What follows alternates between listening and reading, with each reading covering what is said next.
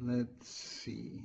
I don't remember exactly what is there. I suspect the first two questions. You can't do 3 because I haven't done that, and of course you can't do 4. We haven't talked about Turing machines. But you should be able to do 1 and 2 of exercise set 3. Thanks. Okay, just making sure that everybody is on the same page, literally. Any other questions?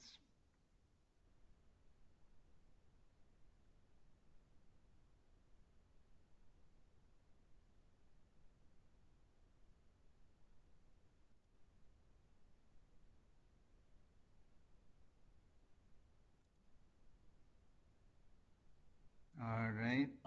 When do you think you'll be getting our test grades uploaded? That's a good question. When the TAs are finished with it. I know that's not an answer. You want a date. I don't really know. It probably will be another week. Okay? You're killing us. Pardon? I'm killing you? What difference does it make whether you have the grade or not? Makes us feel better. That depends. It may make you feel worse. I'm sorry. What is the anxiety? There is no anxiety. Well, there's no point in being anxious. It's water under the bridge. No matter what it is, it's it. You can't change it anymore. It's just you can work for the test 3, exam 3. So instead of feeling anxious about past, work hard on the future. So, I mean, I am trying to get this from the TAs as quickly as we can, but at the same time, they're students too, and they have their pressures. So, anyway, don't feel anxious. I mean, anxiety is not a good thing, and so stay away from it. Any other questions or comments?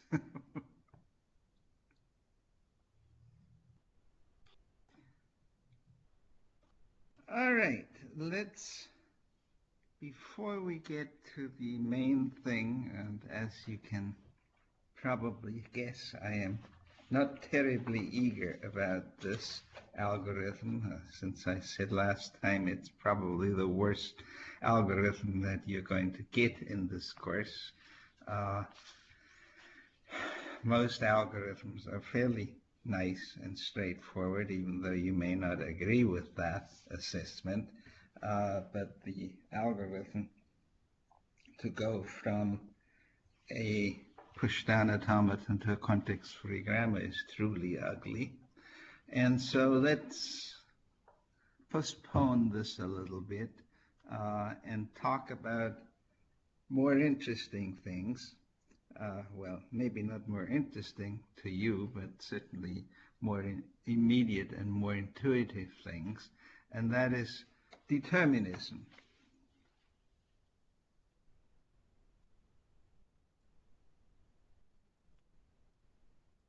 Now, we've already said, and we've shown that for finite automata,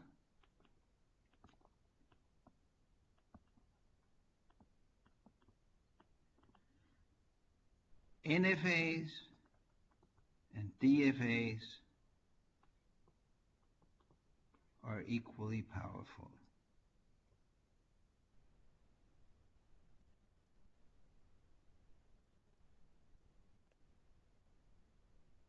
In other words, if I give you an NFA, you can find a DFA that does exactly the same thing, meaning it accepts exactly the same language. Now, there is a penalty to be paid for that. As we've seen, the number of states can increase quite substantially, literally exponentially.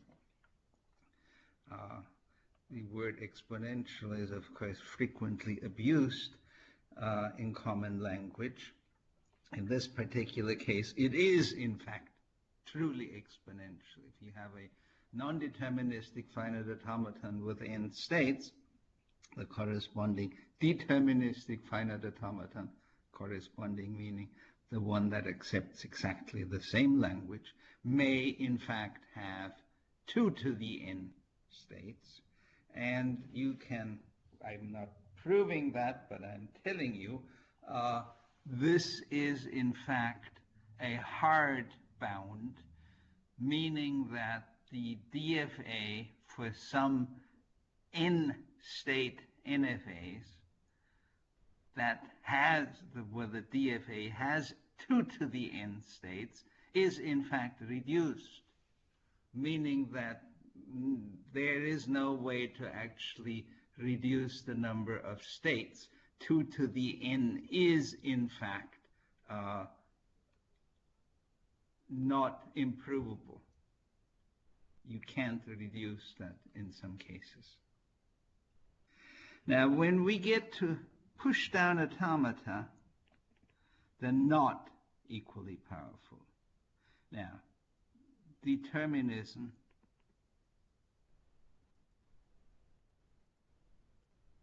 reduces the power. In other words, there exists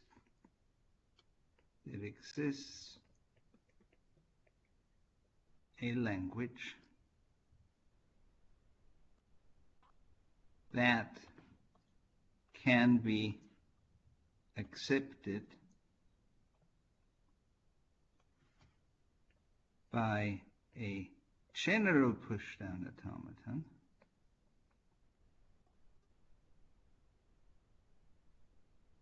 but cannot be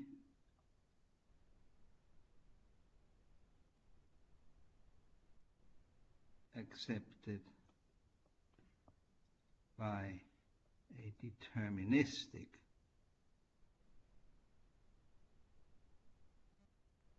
push-down automaton. Now, first of all, we have to be a little bit more careful.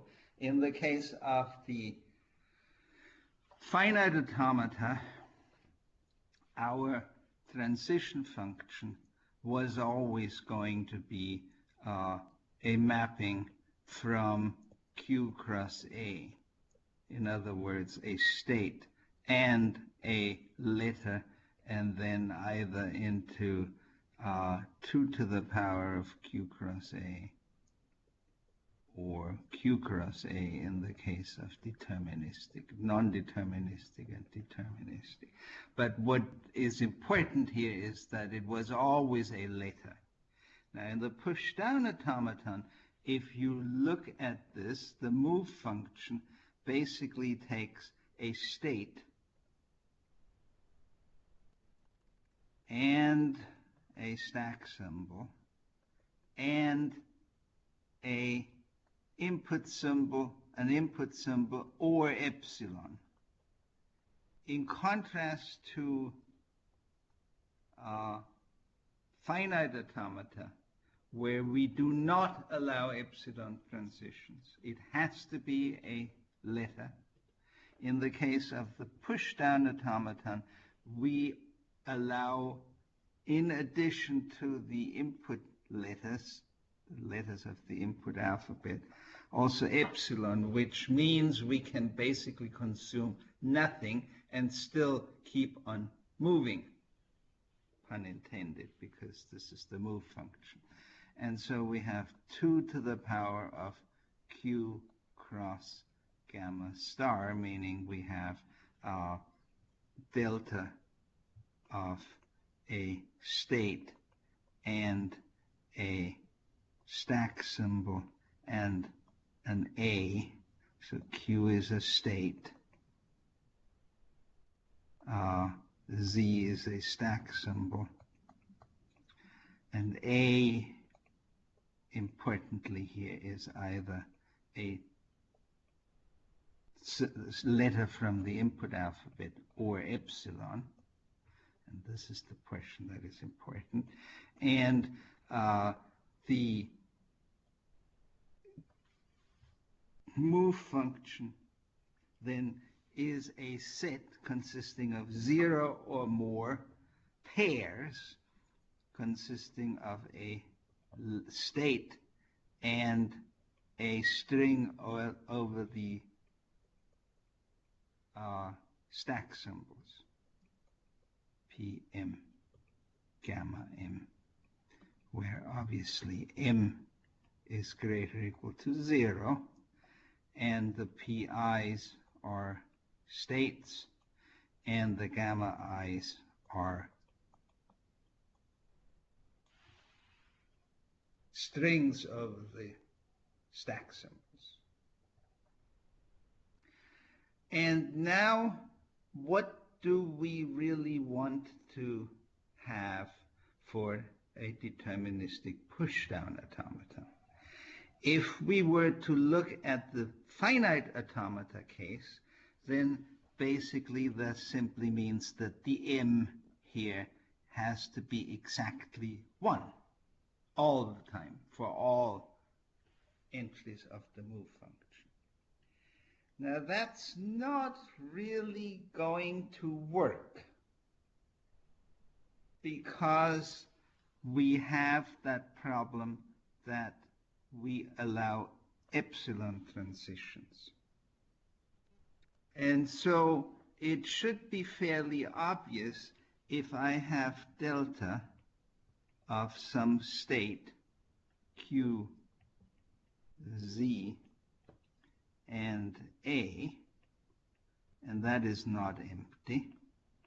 And I also have for the same Q and Z epsilon, and this is not empty, then there is actually a non-determinism that is introduced, because determinism, moving deterministically basically means I don't ever have to make a decision. And that is, of course, what we did when we did the finite automata. There was no decision. We looked at the next input symbol, which always had to be a symbol from the input alphabet, and then we consume it, and that tells us exactly where we have to go, because m was had to be always 1. So there was a single transition that is applicable. Now, if we have a single entry for A, which is a terminal, or I'm sorry, an input symbol, then having the option of either consuming A or consuming epsilon, in both cases there is some move to be made, obviously introduces an ambiguity. We can go either with epsilon, not consuming anything of the input string, or we can consume the next letter. And so that immediately suggests that the idea of non-determinism is a little bit more complicated. So a deterministic pushdown automaton is such that for all Q in all states Q and Z in gamma, delta Q Z epsilon is empty and for all A in T, delta Q Z A consists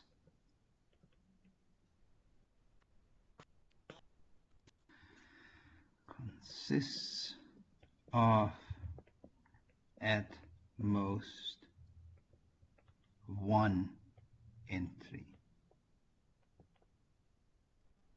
So M is less than or equal to 1. Or delta of Q Z A consists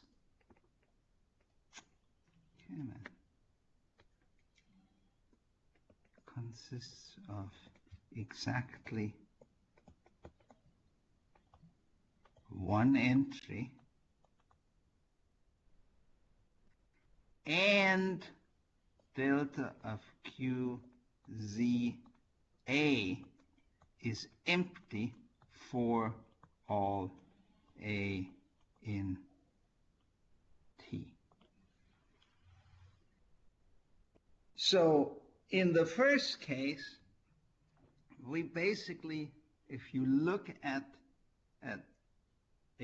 so we are in state Q, and we have Z and X and Y and all those different stack symbols, and then we have, let's just say 0 and 1 and epsilon. So in this case, we're assuming that T is 0, 1. There are two possibilities. Either we have something here, in which case all the other entries for every letter have to be empty. Okay, so there's a single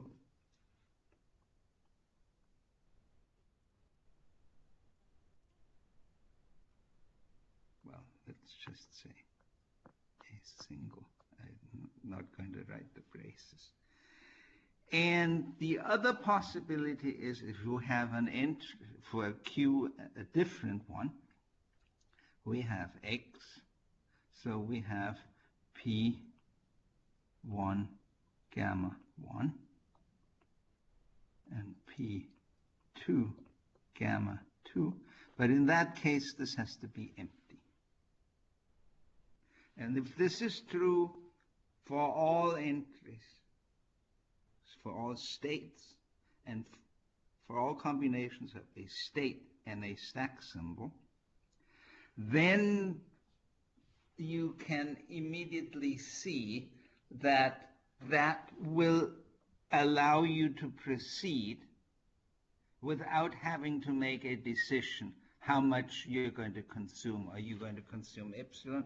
Are you going to consume a letter? And if you consume a letter, then there is exactly a single result that will be applicable.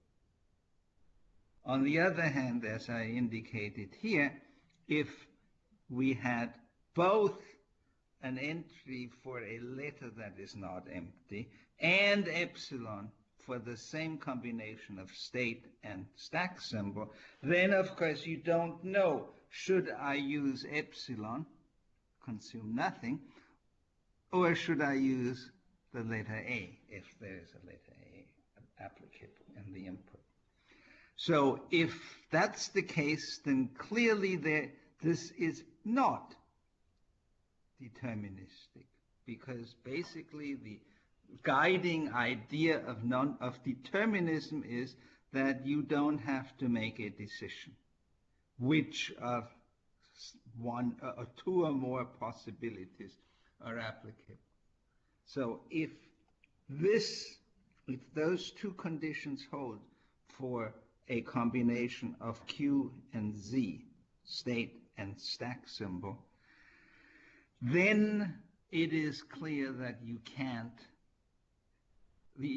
don't have to make a decision.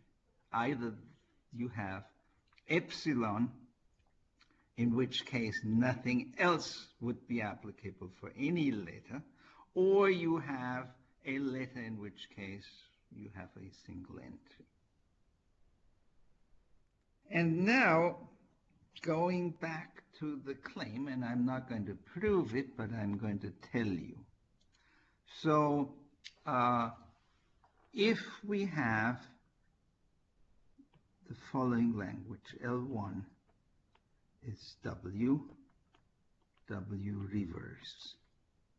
W is in 0, 1, star.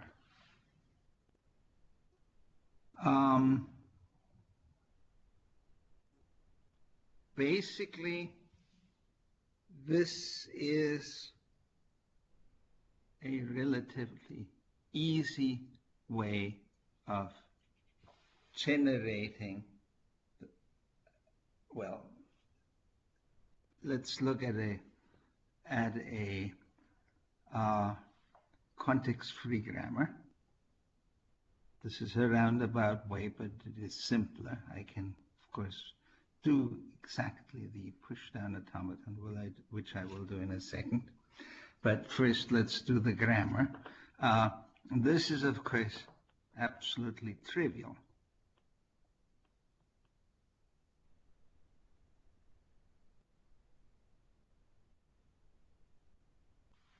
This grammar generates this language, where the reverse, okay, R, WR is the mirror image.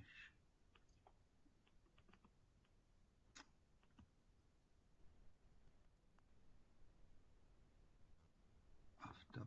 So 0, 0, 1, 0.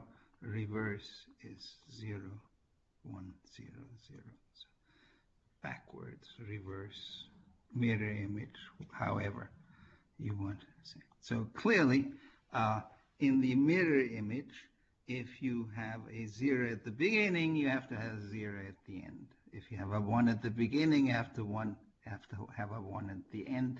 And once you strip those two bracketing zeros or ones off, then the rest has to be, again, the same. So, obviously, if you were to do that, you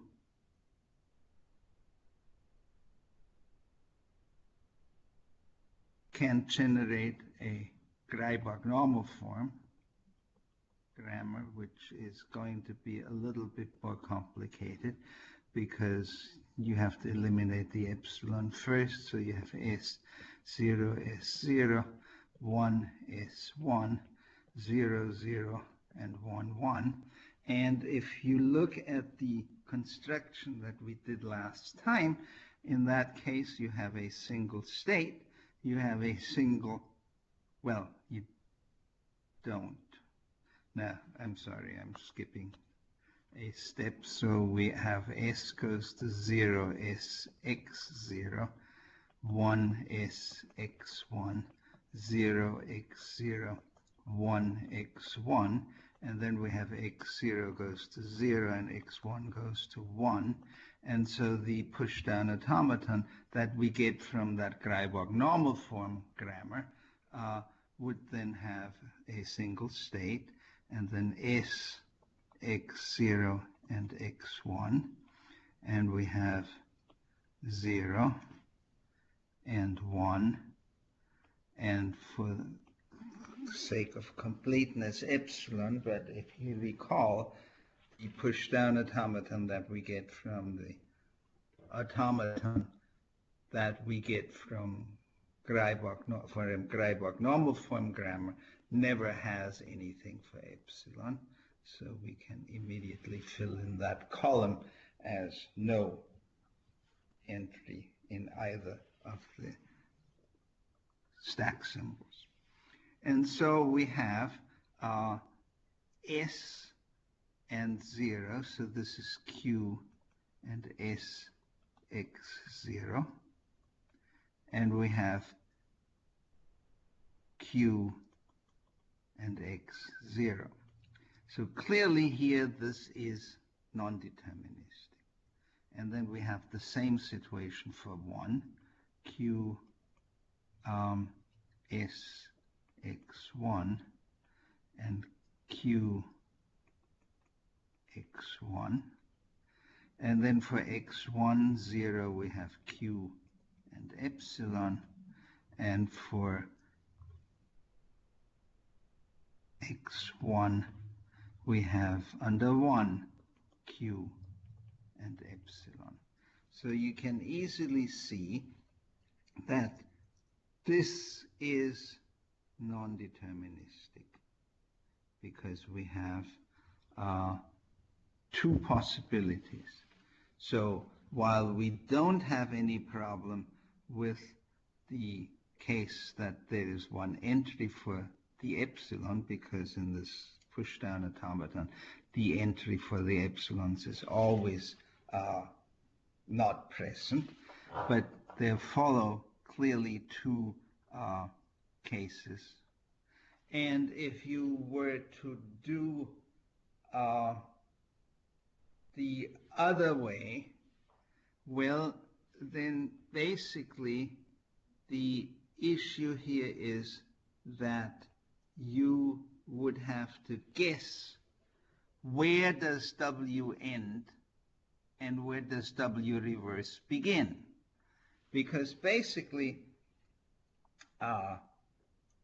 the intuitive way is that you're going to put markers for 0 and 1 on the stack until you decide I've reached the end of W. So if you had a state Q0 and you have a Z top stack, the bottom stack symbol, initial stack symbol, and then we have, well, let's just use A and B, just not to confuse things.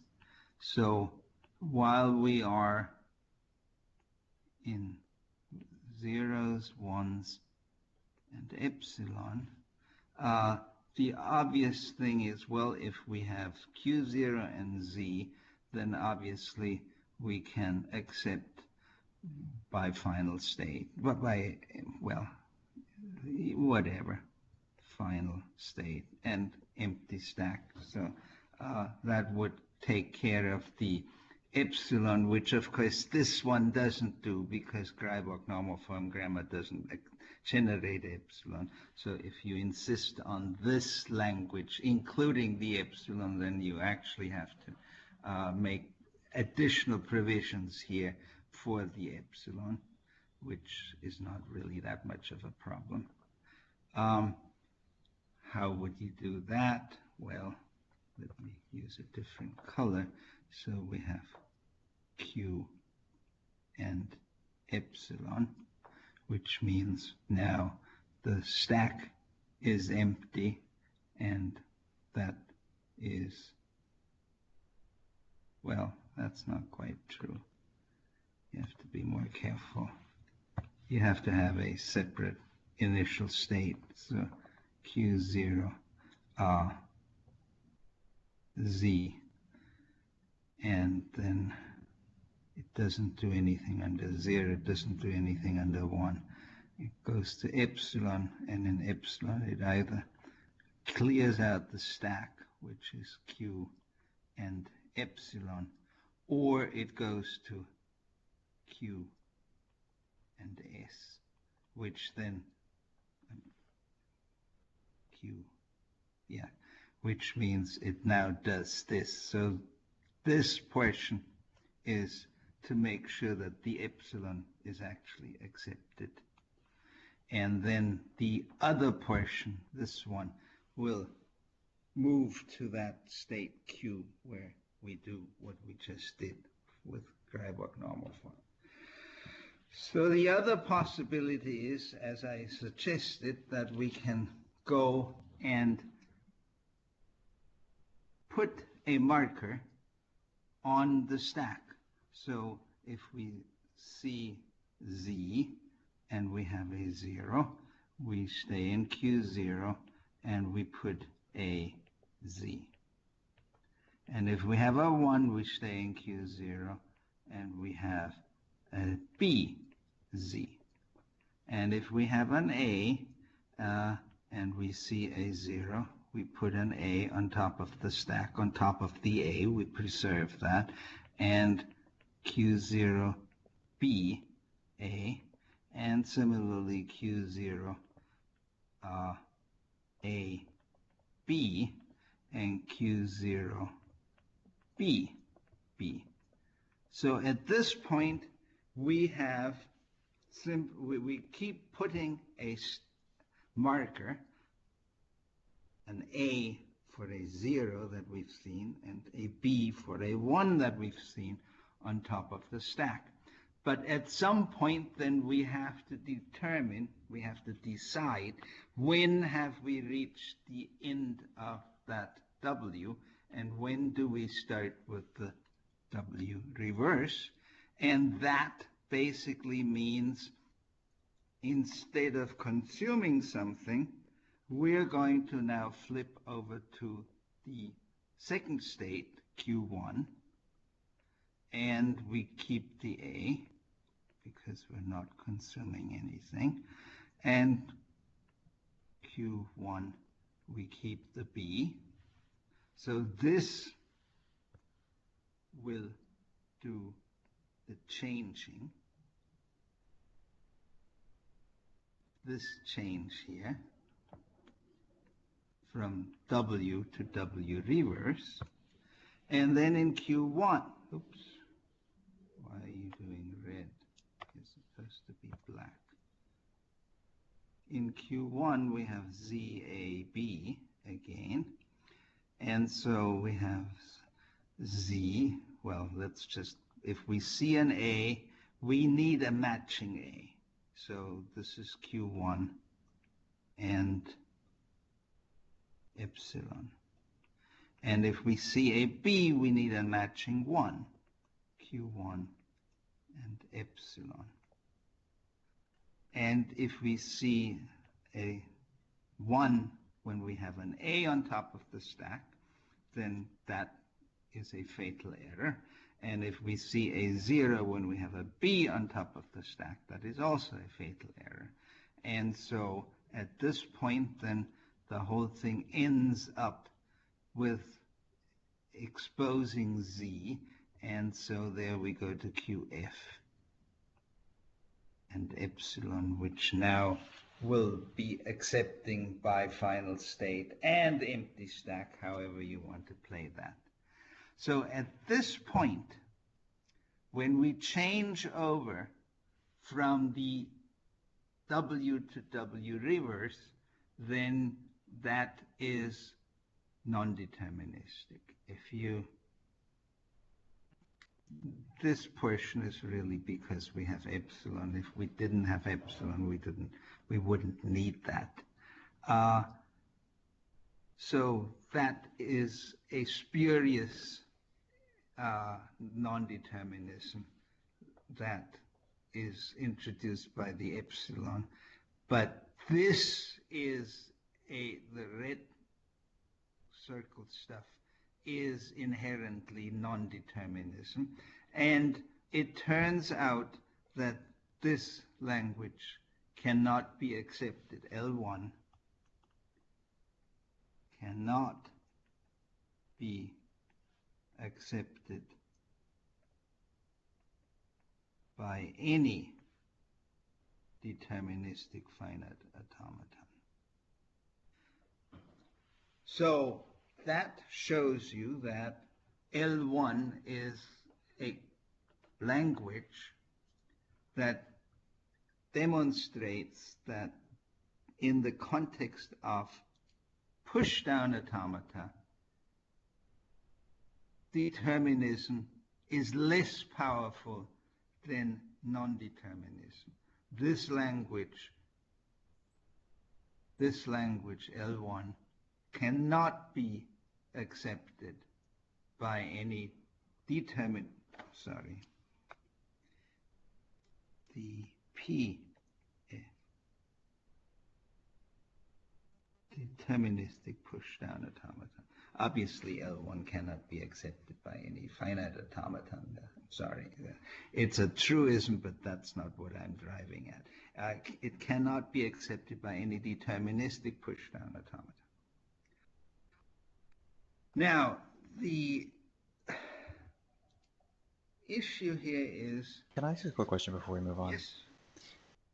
So just on, I guess on the other slide about this example.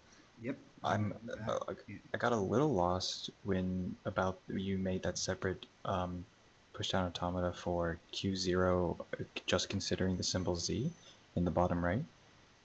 I was just a little confused. Oh, this is part of this push-down automaton that we have here is if epsilon.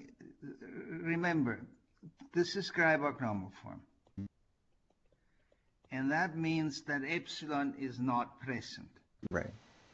And so this is the construction that we get to go from a Greibach normal form grammar to a push-down automaton that accepts by empty stack. And what I did here was to simply show you that if you really want the epsilon, you just add this.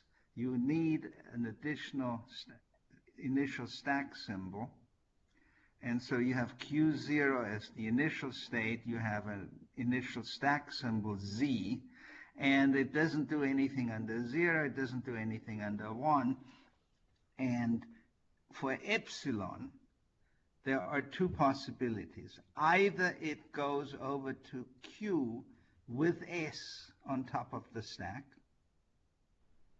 or it stays in, well, it doesn't make any difference whether you go to Q or epsilon, because Q or Q0. In both cases, what you have is an empty stack, and it will be accepted with epsilon. Does that clarify it? Yeah, I think that was helpful. So this basically puts you here. Right, it takes you back to Q. So you do all that, which of course does everything except the epsilon. And the Q0 with Z and epsilon goes to Q and epsilon, clearing out the stack. Well, that will then say, I am accepting epsilon. Okay, so that it wasn't like completely necessary, I guess, since we have removed the epsilon. You were just trying to show yeah, we have removed the epsilon, but if you say this is the language that I want, then strictly speaking, we have to provide for the epsilon. Okay, I see. And this is, of course, a general construction. Anytime you have a Greibach normal form grammar, then you get the construction that we talked about last time that gives you a push-down automaton that accepts by empty stack. And then if that original grammar, before you convert it into Greibach normal form, actually generated epsilon, then this will guarantee that you actually now have a push-down automaton that accepts by empty stack the original grammar that included epsilon. Okay, I understand now. I understand. So this is a general construction. That's why I set it off a little bit, but that would be part of that in this particular case. If you had another push-down automaton for some arbitrary Greibach normal form grammar, and that original language did contain epsilon like it did here, then throwing that at it will then allow you to accept epsilon, regardless of what the push-down automaton for the Greibach normal form grammar was. Okay? Yeah, I understand now. Thank you. Good. All right, so we had L1. That was W, W reverse, and W0, 1 star. Now, this whole stuff is relatively subtle. So let's say L2, W, 2, W reverse, W in 0, 1 star. Now, it is, of course, deterministic, because you, in contrast to L1, where you actually had to guess where the end of W occurs and where the beginning of W reverse happens, in this case, the 2 will tell you exactly. So in that particular case, it is perfectly obvious how to do your push-down automaton in a deterministic way. So we have an initial state Q0, and then we have the same thing Z, A, and B. And we have now 0, 1, and 2, and, well, epsilon, but you will see that we don't really, well, we need the epsilon if we want to accept by empty stack, which we will. And so in Z, if we see a 0, we stay in Q0 and put an 0 marker, the A, on top of the stack. If we go to the, if we see a 1, then we put the 1 marker, which is a B, on top of the stack. And if we see a 2, then that basically means that we are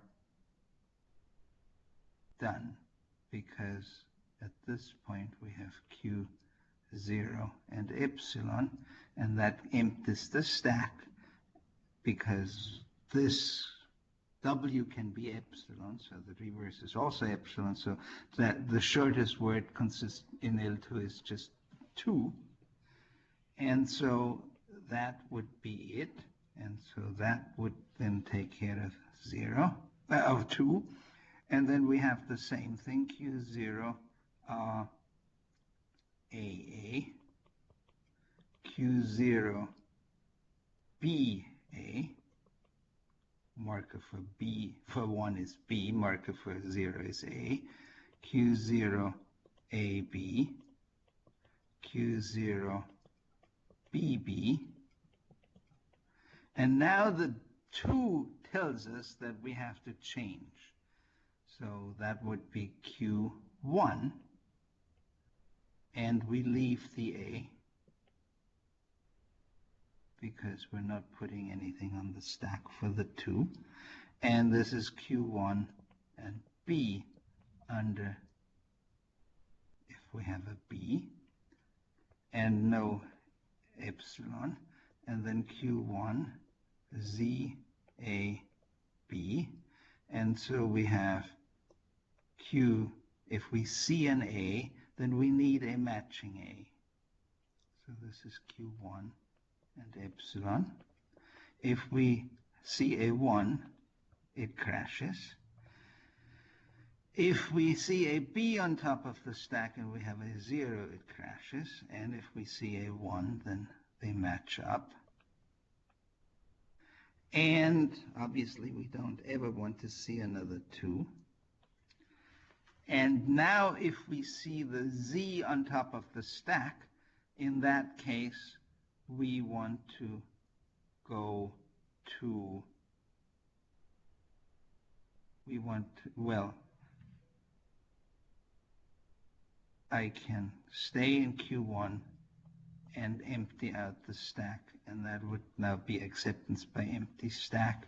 If you actually want to be overkill, you can make this a final state, and you can make that a final state, and in that case the automaton is now accepting the language L2 by empty stack, because in both cases here we clear out the stack because we only see the Z if that's all there is. We never put a Z on top of the stack.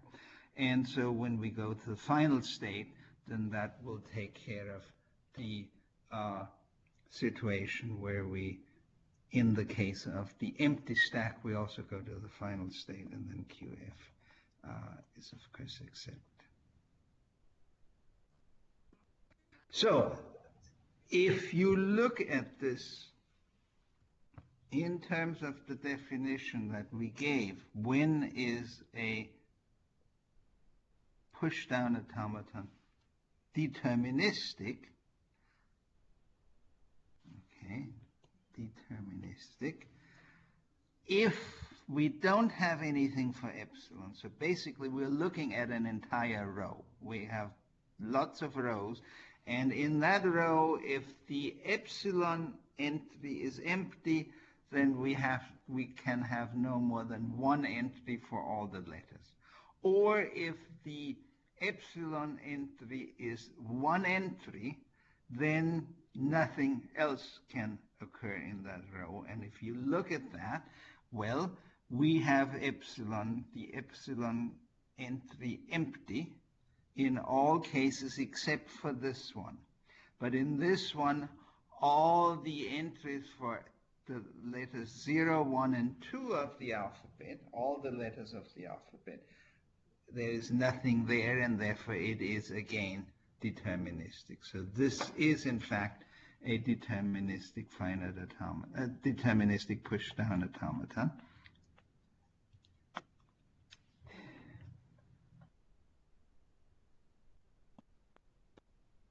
That accepts L2. So the difference is, of course, between L1 and L2 that we know when that first half is finished and the second half begins, because the 2 is basically the marker that gives us exactly the middle. Now, just to keep things interesting,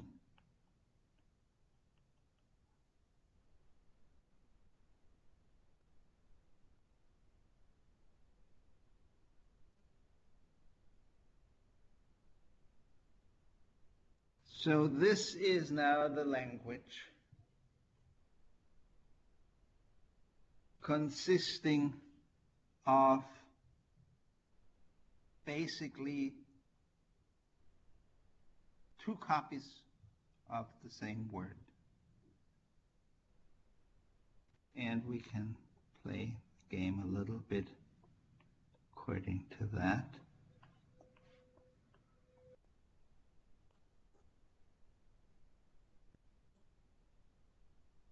So in this case, we would even know exactly when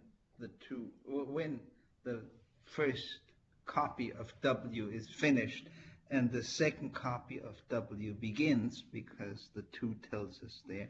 In L3, we don't really know that. So at this point, you might think there's not that much of a difference between L1 and L3 and L2 and L4, and since L2 is the easier of the 2, L1 and L2, it can be done deterministically. You might think that L4 is certainly relatively easy. We read W in, we put markers on top of this stack for 0s and 1s. This portion that we have here, this is same thing. And then when we see the 2, we switch over to a state where we then compare the W with the W. But that is, of course, not that easy, because remember, we're dealing with a stack. So the reverse of W is, of course, the way things match up. So if you have 0, 0, 1, 0, and 2, 0, 1, 0, 0, well, this matches with that, and this matches with that, and so on and so forth. But if you have the same thing, 0, 0, 1, 0, 2, 0, 0, 1, 0, then this would have to match up with this, and this with that, and this with that, and this with that, and that isn't going to work. Now, this is not a proof, but without proof, I am going to tell you that this is not a context-free language. And since this is not, it follows obviously that this is not either. So L3 and L4, even though they look very, very similar to L1 and L2, are fundamentally different. Fundamentally different in the sense that they are not context-free. In other words, there does not exist a push-down automaton that accepts them, and there does not exist a context-free grammar that generates them. Obviously, these are easily generated. In fact, both of them are trivial as far as context-free grammars are concerned. Here is the context-free grammar for L2. 0 is 0, 1 is 1, and 2, so that makes it even easier. So this, if we apply the construction of a Greibach normal form, then we have S goes to 0 S x 0, 1 S x 1, and 2, and x0 goes to 0, and x1 goes to 1. And in that particular case, it turns out that, well, let's look at it. What are we going to get? We have 0, 1, and 2, and for completeness sake epsilon, but we obviously don't need it. And so we have S, if we see 0, we go to Q and S x 0. And if we see 1, we get to Q S x 1. And if we see 2, we go to Q and epsilon. No epsilon here. And then in x0, if we see a 0, we go to Q and epsilon. If we see a 1, obviously we crash out. We don't really want to see a 2 either. And if we are in x1, then we need a 1. So this is Q and epsilon. And nothing here, and nothing for the epsilons. So in this particular case, as you can see, the construction of the push-down automaton for the Greibach normal form grammar for L2 is in fact a deterministic push-down automaton. If you look at that, obviously there's nothing in epsilon, and none of the entries contain more than one pair. So these are 0 or 1. There's nothing here, nothing here, nothing here, nothing here. In all the other cases, we have nothing. We have a single entry. And so you can easily see that this is, in fact, a deterministic push-down automaton. And so, in some sense, the simplicity of the grammar, which is also reflected in the simplicity of the Greibach normal form grammar, is also reflected by the fact that the corresponding push-down automaton is in fact deterministic. So I didn't prove that L2 and L3 are not context-free, but I gave you sort of an idea why it is difficult, why it is impossible to accept this because essentially this idea of how can you match things up does not allow you to work with a stack, because basically you need things in the reverse order. So if you had something on top of the stack that records W, or this W, doesn't make any difference. Can't we use a Q? Yes, but then you wouldn't have a push-down automaton. That would be something totally different. But even if you had a Q, you can easily see that in that case L1 and L2 wouldn't be. But in this case, the push-down automaton is what you want to use with a stack, not with a queue, because of the fact that we can show that any push-down automaton does for any context-free grammar, we can construct a push-down automaton that accepts precisely the language generated by the context-free grammar. That was, of course, the construction first to the Greibach normal form grammar, and then from there, that construction that I've shown you several times now. So we basically practice the construction we did last time. And the second portion of that is, of course, that for any push-down automaton, we can construct a context-free grammar that generates precisely the language that the push-down automaton accepts. That is probably something that I'm going to do on Monday. So, because I need more than 15 minutes or so to do that. But it is important to actually look at these things in context, and so subtle differences can result in rather significantly different outcomes. These two, L3 and L4, are both not context-free. L1 cannot be accepted by a deterministic push-down automaton, and L2 can be accepted by a deterministic push-down automaton.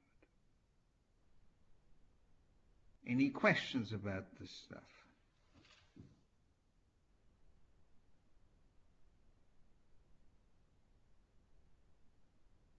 The next topic that I can cover in relatively short time, about 15 minutes or so, is ambiguity.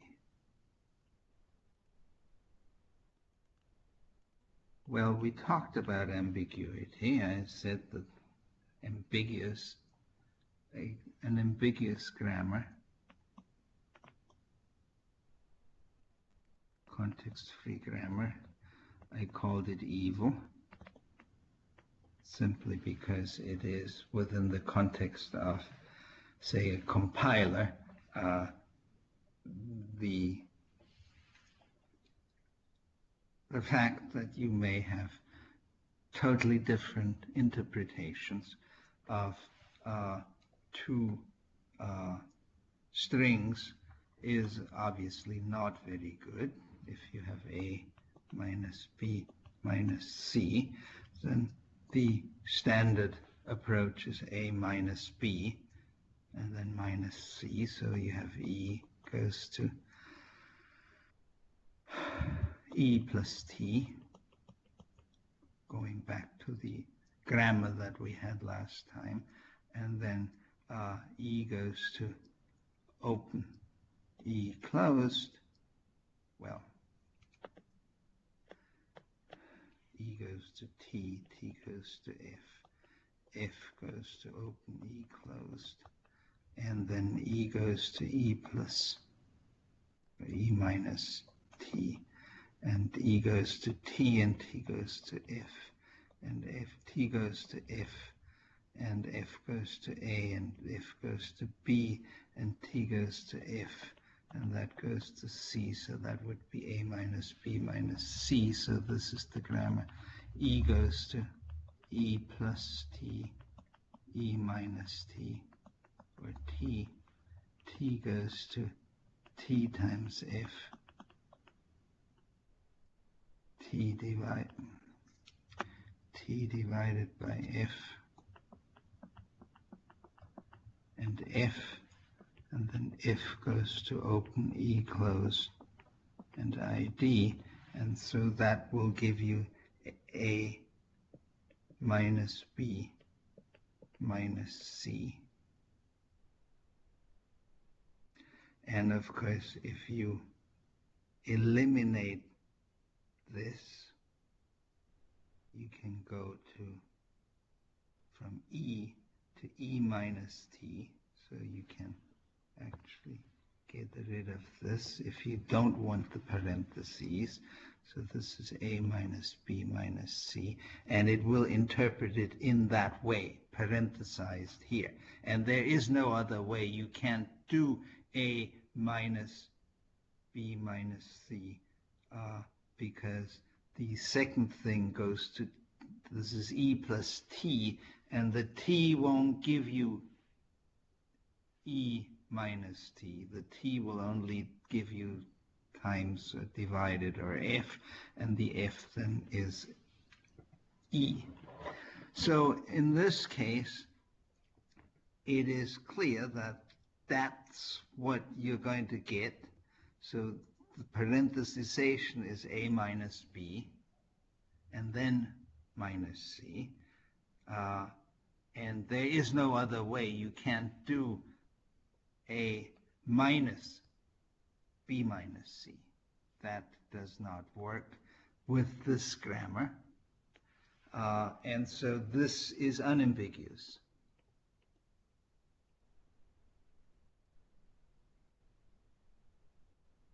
And so basically, for all practical purposes, you want to stay away from ambiguous grammars. And of course, we've seen that a goes to e plus e, e times e, e minus e, e divided by e, open, e closed, or id. This is ambiguous.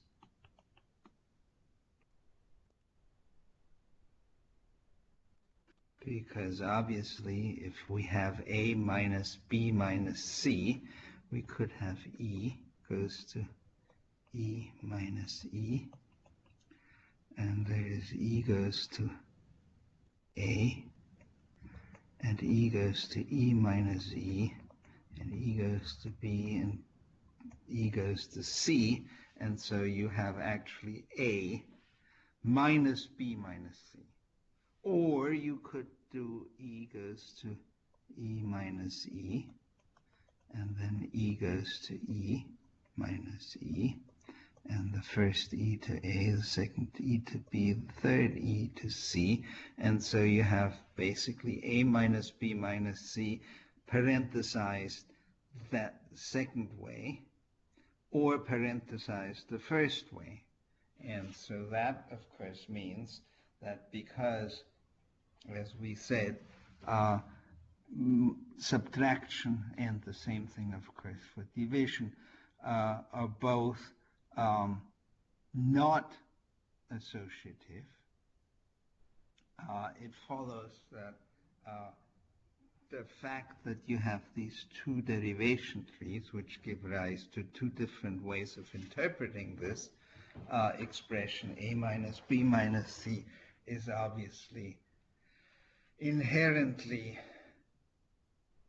unacceptable, certainly within the context of a compiler. As I facetiously suggested, if you actually had this grammar, then the compiler could arbitrarily decide, well, today is Wednesday, 3:35, we're going to use the first interpretation.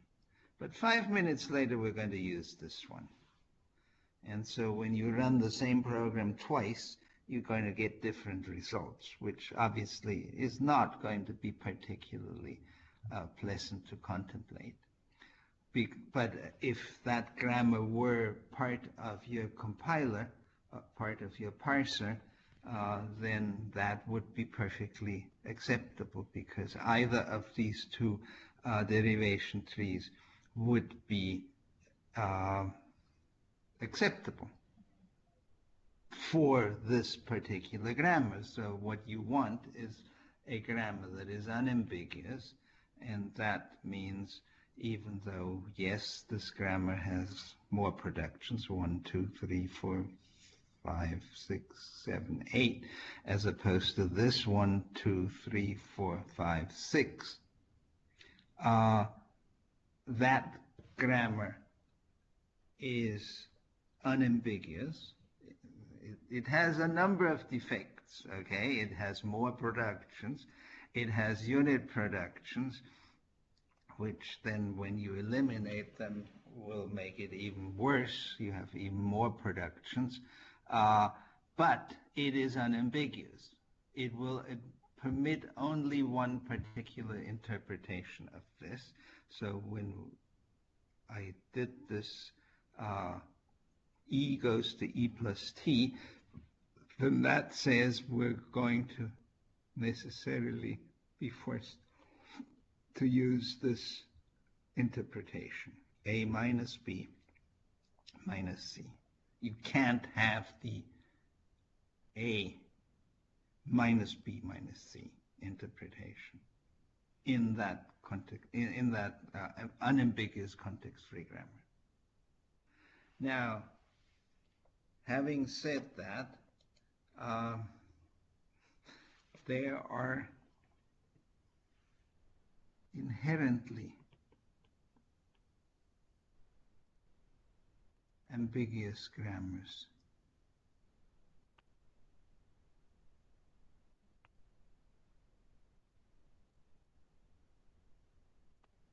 Now, as we said, what does ambiguous mean?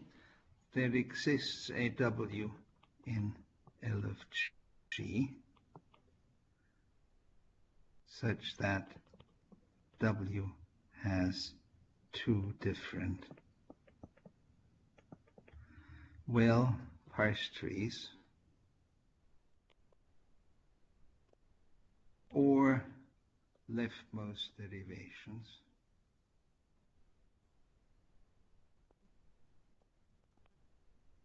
or rightmost derivations.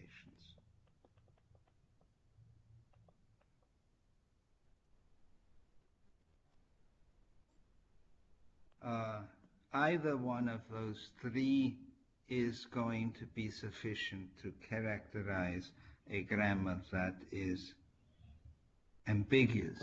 Now, inherently ambiguous grammars are a nasty piece of work, because basically, I'm sorry, I wrote grammars. This is, of course, languages, inherently ambiguous languages.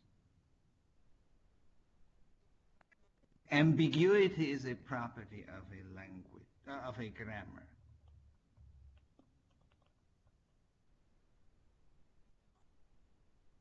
Ambiguous grammar. So, ambiguity is a property of a grammar. An inherently ambiguous language is one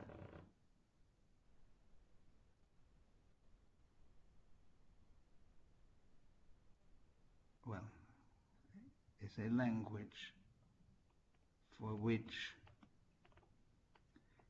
every context-free grammar is ambiguous.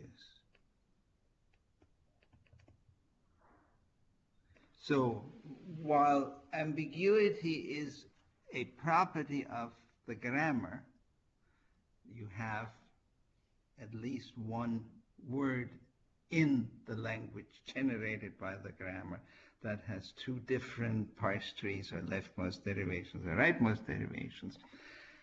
An inherently ambiguous language now is a language in which every context-free grammar that you can find for that language is in fact ambiguous. And I'm not going to prove it, but I'm going to give you an inherently ambiguous language, which is a to the I, b to the I, c to the j, I, j greater or equal to 1.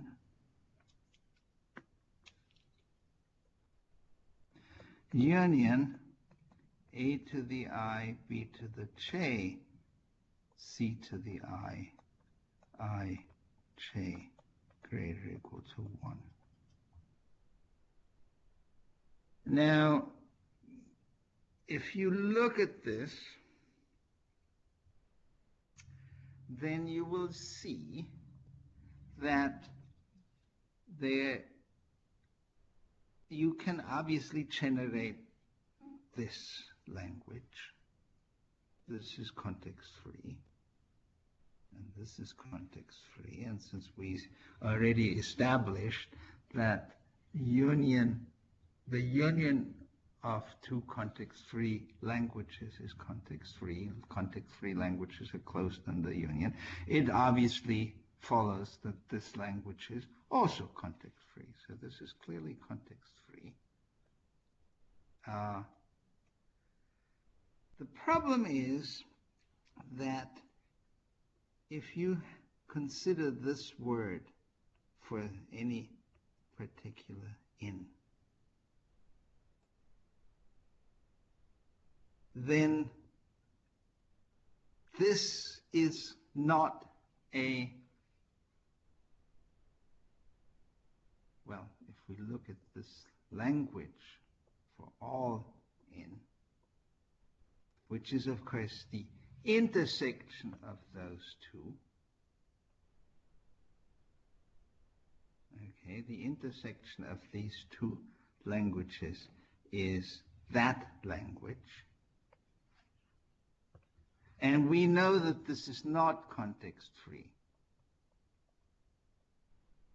not a context-free language. And so whatever you generate, this is not a proof, but it is sort of, it shows you why you have no hope of actually getting this to work for you. Whatever you do for this portion, it will have something, it will generate all the words in this. And whatever you do for this portion, it will also generate all the words in this language.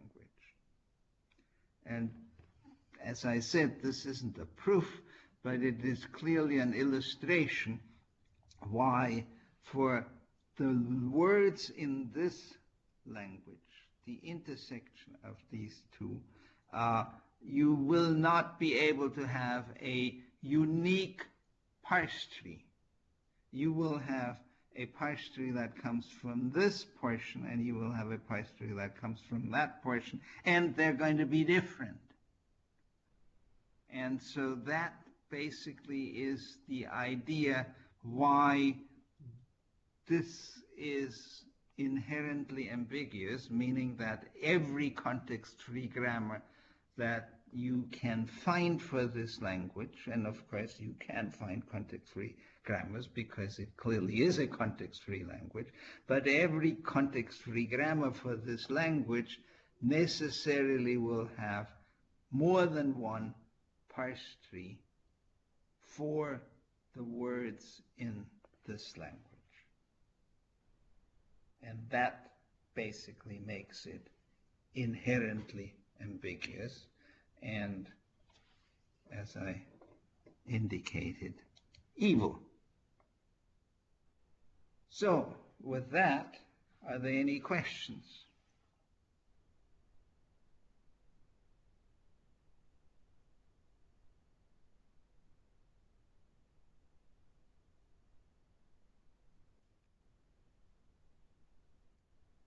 So next time, what I was thinking of doing today, but I decided not to, next time we're going to go PDA, push-down automaton, to context-free grammar. And basically we're going to do a push-down automaton P that accepts by empty stack, and we're going to get a context-free grammar that generates everything in that language. Obviously, if you were given a push-down automaton that accepts by final state, you would have to first convert that to a push-down automaton that accepts by empty stack, and then you can do the construction for getting a context-free grammar for a push-down automaton that accepts by empty stack. So that will be on Monday, and I won't delay that, and on Monday we're going to do that. Any questions?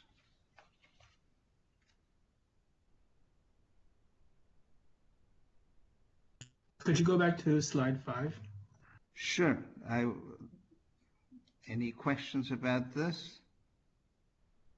I will go through all the slides so you can take pictures if you want to. Did you have a question about this slide, or just want to take a picture? Just wanted to take a picture. All right, I'll go through all of them. Slide 1.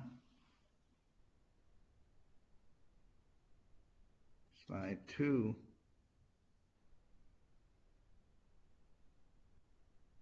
Slide 3.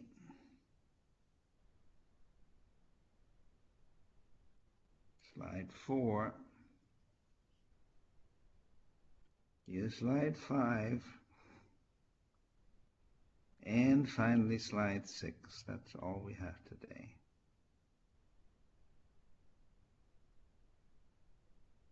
Any other questions?